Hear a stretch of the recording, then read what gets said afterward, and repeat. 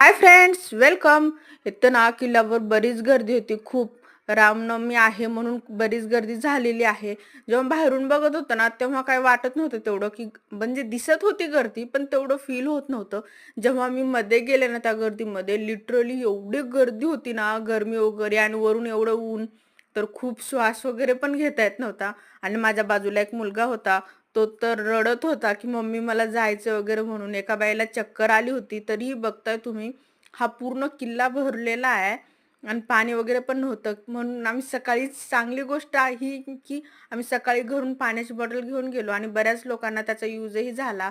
एका बाईला चक्कर येत होती, तर तिला पाणी दिलं आम्ही. काही मुलींनी पाणी पिलं. त्या मराठीवाल्या होत्या.